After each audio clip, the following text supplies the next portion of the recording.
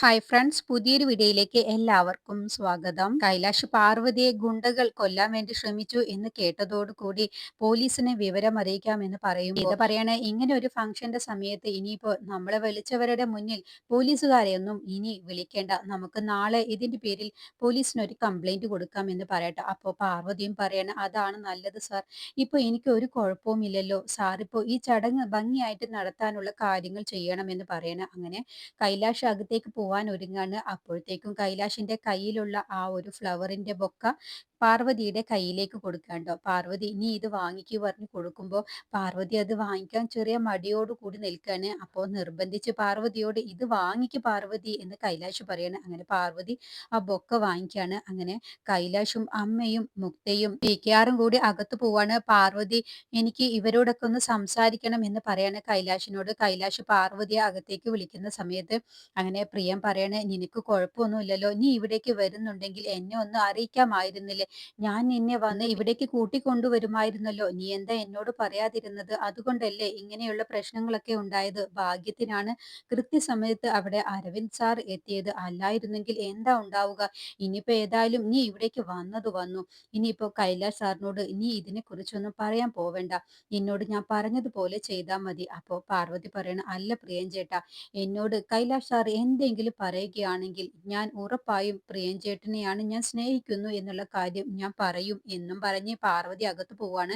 അത് കേട്ടതോടുകൂടി പ്രിയനും മോഹനനും സൗസവും ജയന്തിയും, ഇതിപ്പോ കൈലാഷിനോട് പാർവതി പറഞ്ഞു കഴിഞ്ഞാൽ എന്തൊക്കെയാണ് ഉണ്ടാവുക എന്ന് പറയാൻ കഴിയില്ല, ചിലപ്പോൾ പ്രിയന്റെ ജോലി വരെ പോവും എന്ന് പറയുമ്പോൾ പ്രിയൻ പറയണേ, "ജോലിയല്ലല്ലോ എനിക്കിപ്പോ ഇവിടുത്തെ വിഷയം, ഞാൻ കൈലാഷ് സാറിനെ കുറിച്ചാണ് ചിന്തിക്കുന്നത്. സാർ എന്തുമാത്രം സന്തോഷത്തിലാണ് ഈ ചടങ്ങ് നടത്താൻ ഉദ്ദേശിച്ചിട്ടുള്ളത്. ഇതെങ്ങാനും പാർവതി പറഞ്ഞു കഴിഞ്ഞാൽ പിന്നെ ഈ ചടങ്ങ് പോലും വേണ്ടെന്ന് വെച്ച് സാർ എങ്ങനെ പ്രതികരിക്കുമെന്ന് പോലും പറയാൻ കഴിയില്ല. അതുകൊണ്ട് ഒരു കാരണവശാലും കൈലാഷ് സാർ പാർവതിയോട് ഇക്കാര്യം പറയരുത്. അതിനുള്ള അവസരം നമ്മൾ ഒരുക്കരുത്" എന്നൊക്കെ പറഞ്ഞിട്ടാണ് അവര് മൂന്ന് പേരും കൂടി സംസാരിച്ച് നിൽക്കുന്നത്. ഈ സമയം അരവിന്ദ് മുക്തയുടെ അടുത്തേക്ക് ചെല്ലാണ്. എന്നിട്ട് മുക്തയോട് പറയണേ, "നിന്നെ ഈ വേഷത്തിൽ കാണാൻ നല്ല ഭംഗിയുണ്ട് മുക്ത, നീ അതിസുന്ദരിയായിട്ടുണ്ട്" എന്ന് പറഞ്ഞ് പുകഴ്ത്തുന്ന സമയത്ത് മുക്തയ്ക്ക് അത് ഒട്ടും തന്നെ ഇഷ്ടപ്പെടുന്നില്ല. അങ്ങനെ മുക്ത അവിടെ നിന്ന് പോകുന്ന സമയത്ത് പുറകെ തന്നെ അരവിന്ദ് പോവാണ് ട്ടോ. എന്നിട്ട് പറയണേ, "നീ എന്താ മുക്ത ഇങ്ങനെ എന്നെ മൈൻഡ് ചെയ്യാതെ പോകുന്നത്? ഞാൻ പറയുന്നതൊന്നും നീ കേൾക്ക്, എനിക്ക് നിന്നോട് കുറച്ചു നേരം സംസാരിക്കണം." അപ്പൊ മുക്ത പറയണേ, "എനിക്ക് നിന്നോട് ഒന്നും സംസാരിക്കാനില്ല, ഞാൻ നിന്നോട് പറഞ്ഞതല്ലേ എന്നെ വെറുതെ എന്റെ പുറകെ നടന്ന് എന്നെ ശല്യപ്പെടുത്തരുത് എന്ന്. എനിക്ക് നിന്നെ ഇഷ്ടമല്ല, നിന്നെ കണ്ണെടുത്താ എനിക്ക് കണ്ടൂടാ" എന്ന് പറഞ്ഞപ്പോ അരവിന്ദ് പറയണ, "അതിന് നിന്നെ എനിക്ക് ഒരുപാട് ഇഷ്ടമാണല്ലോ മുക്ത, അതല്ലേ വ്യത്യാസം. ഇവിടെ കൂടിയിരിക്കുന്ന എല്ലാവർക്കും നമ്മൾ തമ്മിൽ എൻഗേജ്മെന്റ് കഴിഞ്ഞ വിവരം അറിയാം. എത്രയും പെട്ടെന്ന് നിന്റെയും എന്റെയും വിവാഹ ചടങ്ങുകളൊക്കെ ഈ ഹോട്ടലിൽ തന്നെ നമുക്ക് എത്രയും പെട്ടെന്ന് നടത്താനുള്ള കാര്യമാണ് ഇനി തീരുമാനിക്കാനുള്ളത്. നീ കണ്ടോ, നമ്മുടെ രണ്ടുപേരുടെയും വിവാഹം എത്രയും പെട്ടെന്ന് നടക്കും" എന്ന് പറയുമ്പോഴാണ് അവിടേക്ക് സീത വരുന്നത്. എന്നിട്ട് സീതയെ കണ്ടപ്പോൾ അരവിന്ദ് സീതയെ അങ്ങ് സോപ്പിടാണ്. "ആ ആന്റി, ഈ വേഷത്തിൽ നല്ല ഭംഗിയുണ്ട്, ആന്റിയുടെ സാരി കാണാൻ നന്നായിട്ടുണ്ട്, ആന്റിക്ക് ഈ സാരി നന്നായി ചേരുന്നുണ്ട്" എന്ന് പറയുമ്പോൾ സീത പറയണ, "അതൊക്കെ ഇരിക്കട്ടെ, നീ ആദ്യം, നിന്നെ അങ്കിള് വിളിക്കുന്നുണ്ട്, പിക്കാറ് അങ്കിള് വിളിക്കുന്നുണ്ട്, നീ അവിടേക്ക് ചെല്ല്. അതിന്റെ മുന്നേ എനിക്ക് മുക്തിയോട് രണ്ട് വാക്ക് സംസാരിക്കാനുണ്ട്, അത് കഴിഞ്ഞ് ഞാൻ അങ്കിളിന്റെ അടുത്തേക്ക് പോയിക്കോളാം." അപ്പോൾ സീത പറയും, "നിന്നോടല്ലേ പറഞ്ഞത് എനിക്ക് മുക്തയോട് അർജന്റായിട്ട് കുറച്ച് കാര്യങ്ങൾ പറയാനുണ്ട്, നീ ആദ്യം അങ്കിളിന്റെ അടുത്തേക്ക് പോവാൻ നോക്ക് അരവിന്ദ്" എന്ന് പറഞ്ഞ് സീത നിർബന്ധിച്ച് അരവിന്ദിനെ അവിടെ നിന്ന് പറഞ്ഞു വിടാട്ടോ. അപ്പോ അരവിന്ദ് മനസ്സിൽ ചിന്തിക്കാണ്, ഞാൻ മുക്തയോട് എന്തെങ്കിലും പറയാമെന്ന് വെക്കുമ്പോൾ അപ്പോൾ കരടായി ഈ ആന്റി എത്തിയല്ലോ എന്നൊക്കെ പിറുപിറുത്തോണ്ടാണ് അരവിന്ദ് അവിടെ നിന്ന് പോകുന്നത്. അരവിന്ദ് പോയി കഴിഞ്ഞ ശേഷം മുക്ത പറയണ്, "ആന്റി കൃത്യസമയത്ത് വന്നതുകൊണ്ടാണ് എനിക്ക് അരവിന്ദിൽ നിന്നും രക്ഷപ്പെടാൻ കഴിഞ്ഞത്" എന്ന് പറയുമ്പോൾ, "നീ കൂടുതലൊന്നും സംസാരിക്കേണ്ട മുക്ത, നീ എന്താ എന്നോട് പറഞ്ഞത്? പാർവതി ഇവിടേക്ക് വരില്ല, ഈ ചടങ്ങ് ഭംഗിയായിട്ട് തന്നെ നടക്കും, അതിനുള്ള വഴിയൊക്കെ ഞാൻ നോക്കിക്കോളാം, പാർവതി ഹോസ്പിറ്റലാണ് ആവാൻ പോകുന്നത്" എന്ന് പറഞ്ഞിട്ട് അവളിതാ ഇവിടെ വന്നിരിക്കുന്നു. എന്നിട്ട് കൈലാഷ് ആണെങ്കില് എല്ലാവർക്കും മുന്നിൽ വെച്ച് അവളോടുള്ള പരിചരണവും അവൾക്ക് വേണ്ടി ഓരോന്ന് സംസാരിക്കുന്നതൊക്കെ കേട്ട് നാണം കേട്ടിട്ടാണ് നിൽക്കുന്നത്. ഇനിയിപ്പോ എല്ലാവർക്കും മുന്നിൽ അവളെ വിവാഹം കഴിക്കുന്നു എന്നുള്ള കാര്യമെങ്ങാനും പറഞ്ഞാൽ പിന്നെ നോക്കേണ്ടതില്ല. നിന്നോട് ഞാൻ ഒരു കാര്യം പറയാം, ഇപ്പൊ നടന്നത് നടന്നു, ഇനിയിപ്പോ ഏതായാലും പറഞ്ഞിട്ടും അവര് രണ്ടുപേരും കൂടി ഇങ്ങനെ ഒരു പ്രൊപ്പോസ് നടത്താൻ പാടില്ല. അവര് തമ്മില് കൂടിച്ചേരുന്നത് നീ ഒഴിവാക്കണം. അവര് തമ്മിലുള്ളത് സംസാരം നീ ഒഴിവാക്കണം. അതിനുള്ള വഴിയാണ് നീ നോക്കേണ്ടത്. ഇപ്പൊ മുക്ത പറയണേ, ഞാൻ ആന്റി കൃത്യമായിട്ട് തന്നെയാണ് പ്ലാൻ ചെയ്തത്. പക്ഷേ ആ കൃത്യസമയത്ത് അരവിന്ദ് അവളെ വന്ന് രക്ഷപ്പെടുത്തുമെന്നുള്ളത് എനിക്കറിയില്ലല്ലോ. അപ്പൊ സീത പറയണ, നടു റോട്ടിൽ വെച്ച് ഇങ്ങനെ ഒരു സംഭവം നടന്നാല് അരവിന്ദ് അല്ല, നാട്ടുകാര് വരെ ഇടപെടും. ഏതായാലും സംഭവിക്കാനുള്ളത് സംഭവിച്ചു. ഇനി നീ അത് ശ്രദ്ധിക്കേണ്ടത് പാർവതിയും കൈലാഷും കൂടി സംസാരിക്കരുത്. അവൻ ഒരിക്കലും പാർവതിയോ പ്രപ്പോസ് ചെയ്യരുത്. അതിനുള്ള വഴിയാണ് നീ നോക്കേണ്ടത് എന്നും പറഞ്ഞ് സീത പോവാണ്. അപ്പൊ മുക്ത സ്വയം പറയുകയാണ്, ഇതിപ്പോ എല്ലാതും എന്റെ തലയിലാകുന്ന ലക്ഷണമാണല്ലോ. അതിന്റെ മുന്നേ ആദ്യം അരവിന്ദിൽ നിന്നും എനിക്ക് രക്ഷപ്പെടണം. അരവിന്ദിനെ ഒതുക്കാൻ കരുണാകരൻ സാറിനെ കൊണ്ട് തന്നെ പറ്റൂ. ആദ്യം കരുണാകരൻ എവിടെ കിടക്കുന്നു എന്ന് നോക്കട്ടെ എന്നും പറഞ്ഞ് കരുണാകരനെ തേടി പോവുകയാണ് മുക്ത. അപ്പോഴാണ് കരുണാകരൻ അവിടെ കള്ളടിച്ച് കുബൂസായി നിൽക്കുന്നത്. അപ്പോ നിങ്ങൾ എന്താണ് ഈ കാണിക്കുന്നത്? അന്ന് സിൽവർ ജൂബിലി ഫംഗ്ഷന്റെ അന്ന് തന്നെ നിങ്ങൾ ഇതുപോലെ കള്ള് കുടിച്ച് ബോധമില്ലാതെ എന്തെല്ലാമാണ് കാണിച്ചു കൂട്ടിയത്? അതുപോലെയാണോ ഈ ചടങ്ങും നിങ്ങൾ നടത്താൻ ഉദ്ദേശിച്ചിട്ടുള്ളത്? അത് പിന്നെ മേഡം, ഇന്ന് കൈലാഷ് സാറിന്റെ ബർത്ത്ഡേ അല്ലേ, അപ്പൊ ഏതായാലും കുറച്ച് ഒന്ന് ഫ്രീ ആവാം എന്ന് കരുതി. അതുകൊണ്ടാണ്. എന്താണ് മുക്ത മേഡത്തിനും എന്നെ കൊണ്ട് ആവശ്യമുള്ളത്? നിന്നെ കൊണ്ട് ഒരു ആവശ്യമുണ്ട്. നീ ഒരു അരവിന്ദിനെ നിന്റെ കൺട്രോളിൽ വെക്കണം. അരവിന്ദ് ഒരു കാരണവശാലും എൻ്റെ അടുത്തേക്ക് വരരുത്. അരവിന്ദിനെ നീ എന്തെങ്കിലും പറഞ്ഞ് കരുണാകരൻ സാർ അവനെ ഒപ്പം നിർത്തണം. അത് ഞാൻ ഏറ്റു മേഡം.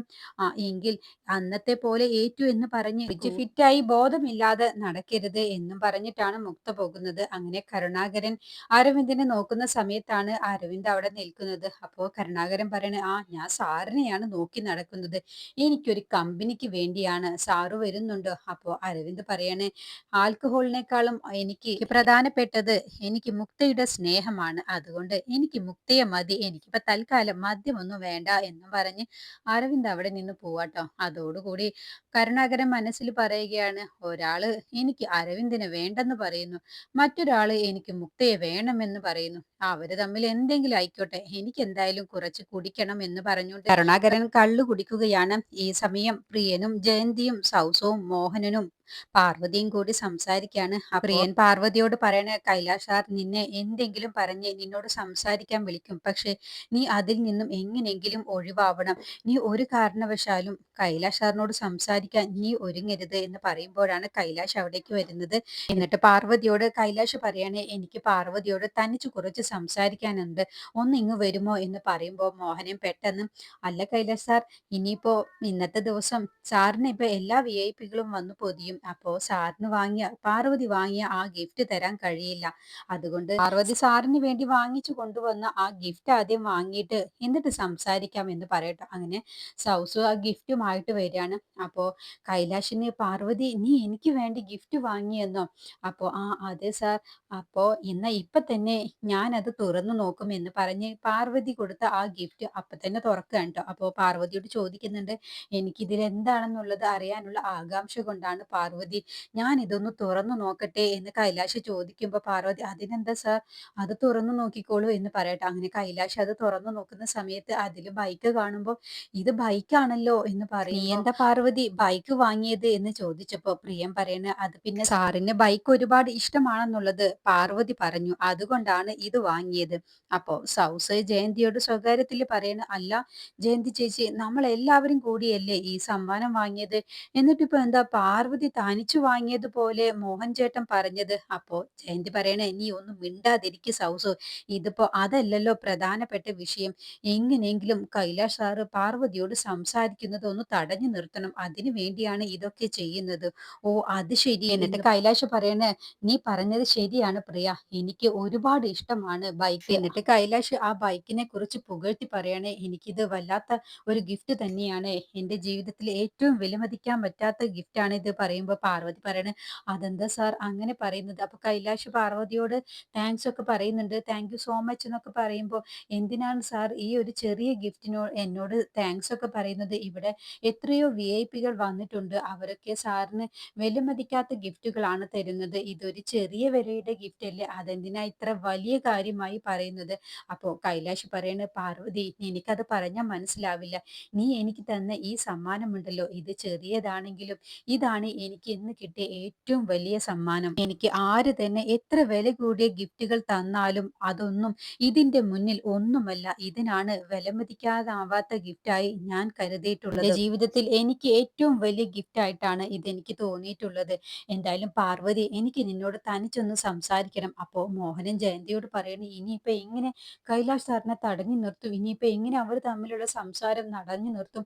അതിനു വേണ്ടിയാണ് ഈ ഗിഫ്റ്റ് ഈ സമയത്ത് കൊടുത്തത്. ഇനിയിപ്പോ എന്ത് ചെയ്യും ജയന്തി എന്ന് പറയട്ടോ. അപ്പോ പാർവതിയുമായിട്ട് സംസാരിക്കാൻ ഒരുങ്ങുന്ന സമയത്ത്, "എന്നാ വാ പാർവതി, എനിക്ക് നിന്നോട് തനിച്ച് സംസാരിക്കണം" എന്ന് പറഞ്ഞ് കൈലാഷ് കൊണ്ടുപോകാൻ വേണ്ടി നിൽക്കുന്ന ആ സമയത്ത് ഇതെല്ലാം കാണുന്ന മുക്ത പെട്ടെന്ന് സ്റ്റേജിൽ കയറി പറയുകയാണ്, "കൈലാഷ്, ഇവിടേക്ക് വരൂ. 2 വാക്ക് ഇവരോടെല്ലാവരോടും സംസാരിക്കണം" എന്ന് പറഞ്ഞ് വിളിക്കുകയാണ് ട്ടോ. അതോടുകൂടി കൈലാഷ് മനസ്സിൽ ചിന്തിക്കാണ്, ഇവളെന്തിനാണ് കൃത്യസമയത്ത് തന്നെ എന്നെ ഇപ്പോൾ വിളിച്ചത്? ഞാൻ പാർവതിയോട് സംസാരിക്കാൻ പോവുകയെന്ന ആ സമയത്ത് തന്നെ അവൾ ഒരു കരടായി മാറിയത് കണ്ടില്ലേ എന്നൊക്കെ ചിന്തിച്ചുകൊണ്ടാണ് കൈലാഷ് സ്റ്റേജിലേക്ക് ചെല്ലുന്നത്.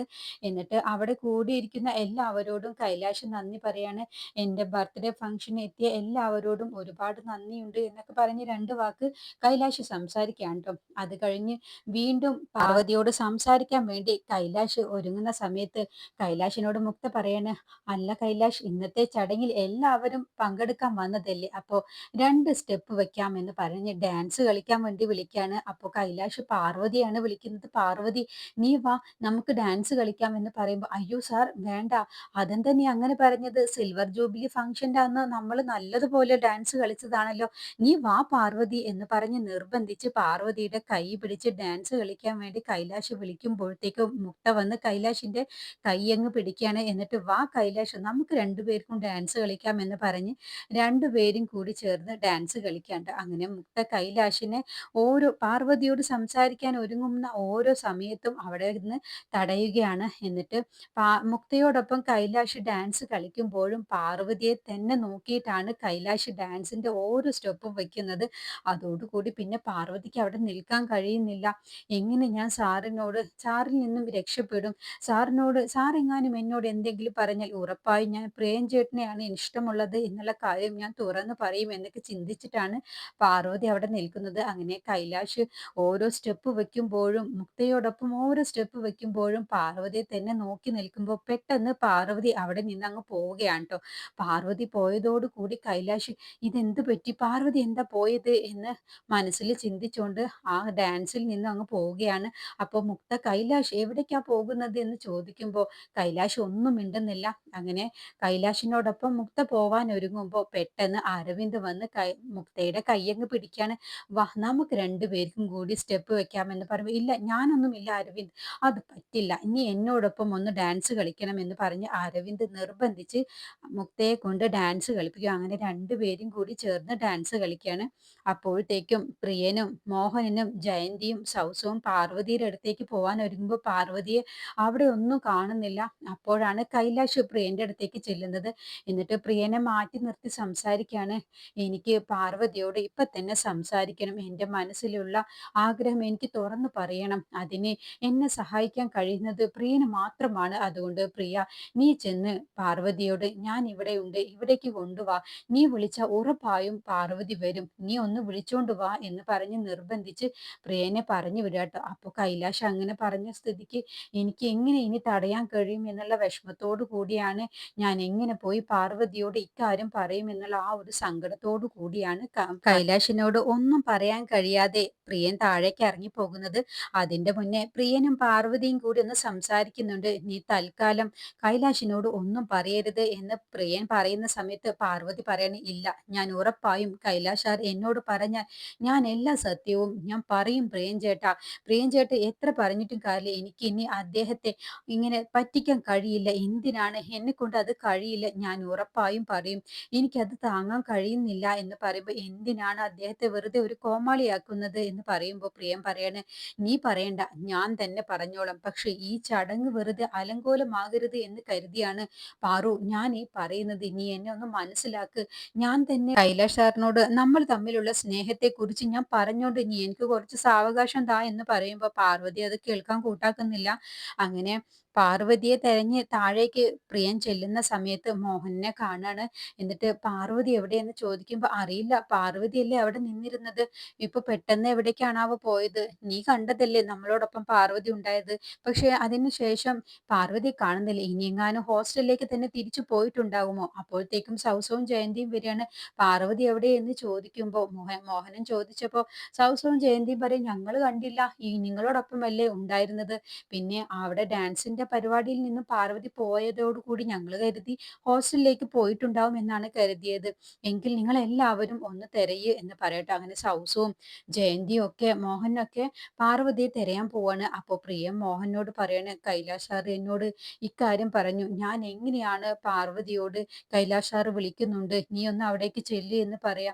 പാർവതി എന്നെ കുറിച്ച് എന്താണ് കരുതുക. എനിക്ക് വയ്യ എന്ത് ചെയ്യും എന്ന് പറഞ്ഞ് പ്രിയം വല്ലാതെ വിഷമിക്കുകയാണ് ട്ടോ. അപ്പൊ മോഹനൻ പറയും നീ സങ്കടപ്പെടാതിരിക്കുക. എല്ലാത്തിനും ഒരു പരിഹാരം കാണാം.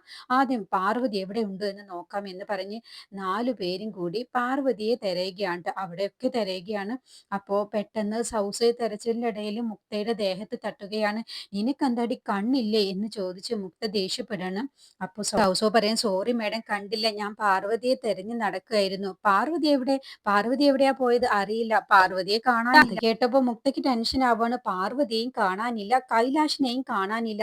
അവര് രണ്ടുപേരും കൂടി ഇപ്പൊ എവിടെയാണ്? അവര് സംസാരിച്ചു തുടങ്ങിയിട്ടുണ്ടാകുമോ? അവനെങ്ങാനും അവളോട് ഇഷ്ടം പറഞ്ഞിട്ടുണ്ടാകുമോ എന്നുള്ള ടെൻഷനിൽ മുക്ത അവിടെ നിന്ന് വെപ്രാളപ്പെടുകയാണ് ട്ടോ. അപ്പോഴത്തേക്കും സൗസോ പാർവതിയെ തെരഞ്ഞ് അവിടേക്ക് പോവുകയാണ്. അപ്പോഴാണ് സീത അവിടേക്ക് വരുന്നത്. എവിടെ കൈലാഷ് എവിടെയെന്ന് ചോദിക്കുമ്പോൾ മുക്ത പറയണ കൈലാഷിനെയും പാർവതിയെയും ഇവിടെ ഒന്നും കാണാനില്ല ആന്റി. എനിക്കെന്തോ പേടിയാവുന്നു. അവരെങ്ങാനും ഇതിനെക്കുറിച്ച് സംസാരിച്ചിട്ടുണ്ടാകുമോ? നിന്നോടല്ലേ ഞാൻ പറഞ്ഞത് അവര് തമ്മിൽ സംസാരിക്കാനും കാണാനൊന്നും പാടില്ല എന്ന്. എന്നിട്ട് നീ എന്താ ചെയ്തത് എന്നും പറഞ്ഞ് സീത മുക്തയോട് ദേഷ്യപ്പെടുമ്പോ ആന്റി ഇപ്പൊ ദേഷ്യപ്പെടില്ല. ആദ്യം നമുക്ക് കൈലാഷിനെയും പാർവതിയും എവിടെയാണുള്ളത് എന്ന് നമുക്ക് കണ്ടുപിടിക്കാം. കൈലാഷ് ഒരു കാരണവശാലും പാർവതിയോട് അവന്റെ ഇഷ്ടം തുറന്നു പറയാൻ ഞാൻ സമ്മതിക്കരുത്. ആദ്യം നമുക്ക് അവരെ തടയാൻ നോക്കാം എന്ന് പറഞ്ഞ് രണ്ടുപേരും കൂടി അവിടെ നിന്ന് പോവാട്ടോ. സീതയും മുക്തയും അപ്പോഴത്തേക്കും കൈലാഷ് പാർവതിയെ കണ്ടുമുട്ടിയിട്ടുണ്ടാവും. എന്നിട്ട് പാർവതിയെയും കൊണ്ട് ഒഴിഞ്ഞ ഒരു ഭാഗത്തേക്ക് ചെല്ലുകയാണ്. എന്നിട്ട് പാർവതിയോട് തനിച്ച് സംസാരിക്കാൻ ഒരുങ്ങാണ്. കൈലാഷ് തുറന്ന് പറയാൻ ഒരുങ്ങുകയാണ്. എനിക്ക് പാർവതി നിന്നെ ഇഷ്ടമാണ്. നിന്നെ ഞാൻ ഒരുപാട് സ്നേഹിക്കുന്നുണ്ട്. എനിക്ക് നിന്നെ വിവാഹം ചെയ്യണം എന്നുള്ള ആ ഒരു സത്യം ഇനി പറയാൻ ഒരുങ്ങുകയാണ് ട്ടോ. അതിനെക്കുറിച്ചുള്ള റിവ്യൂ അടുത്ത വീഡിയോയിൽ പറയാം.